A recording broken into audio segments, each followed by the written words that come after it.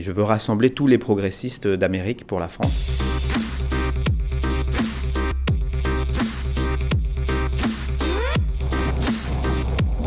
Moi, je me considère comme un progressiste nord-américain. Je fais partie de la gauche et je veux rassembler tous les progressistes d'Amérique pour la France.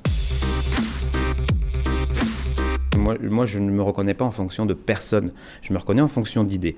J'ai eu une démarche participative. J'ai toujours dit, tout au long même de la primaire concernée, que je me positionnerais en fonction du candidat ou de la candidate qui serait le plus proche des propositions qu'on a avancées sur notre plateforme. À partir de là, sur un ensemble de valeurs, que ce soit sur le développement durable, l'écologie, je me suis effectivement plus retrouvé en Benoît Hamon.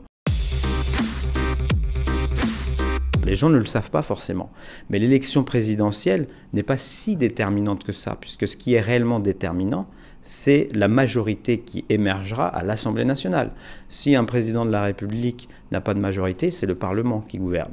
Donc à partir de ce moment-là, je pense que nous, en tant que citoyens d'Amérique du Nord, on a la possibilité de peser sur le débat public français dans un sens qui est, moi, ce que je propose, un sens plus progressiste.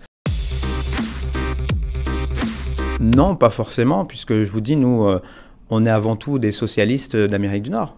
Donc je pense que les gens voient bien la différence. Et puis, au niveau des Français de l'étranger, pour être tout à fait honnête, plus spécifiquement, il s'est passé des choses quand même. Il y a quand même des avancées concrètes qui ont eu lieu. Il y a la dématérialisation, par exemple, de tout ce qui est acte administratif, ce qui n'est pas négligeable. Il y a le fait qu'il n'y a plus la double comparution pour aller chercher son passeport pour les gens qui sont éloignés. Alors après, est-ce que je me satisfais de tout? Non, moi je fais de la politique, c'est pas pour m'auto-satisfaire de tout ce qui se passe, c'est pour changer les choses, c'est pour aller plus loin, c'est pour se battre. Donc moi je suis le représentant finalement de tous ces Français qui vivent en Amérique du Nord, pour leur permettre de nouveaux droits, à nouveau, pour essayer encore plus de simplifier les choses sur l'ensemble des sujets qui les concernent. Je suis pour interdire les emplois familiaux, strictement. Je suis pour interdire toute autre rémunération privée, puisque le mandat de parlementaire, s'il y a une rémunération, c'est pour justement le soustraire éventuellement d'un emploi, puisque honnêtement, si on veut bien faire son mandat de parlementaire, je ne sais pas où on trouve le temps de faire autre chose. L'éducation, pour moi, c'est quelque chose de majeur, l'éducation en français. En Amérique du Nord. Les familles sont très attachées à permettre une éducation en français à leurs enfants.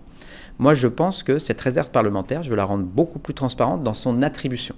C'est-à-dire que je mettrai en place un conseil citoyen, en quelque sorte, de manière participative, en donnant des grandes lignes, par exemple. Je dirais que je veux que 50% de cette réserve, parce que je serai élu aussi sur un projet, soit dédié à l'éducation en français, et ensuite de manière participative, puisque ma démarche participative se poursuivra par la suite, si je suis élu, de décider parmi les projets qui me sont soumis, quels sont pour eux ceux qui ont de l'allure et qui devraient être financés.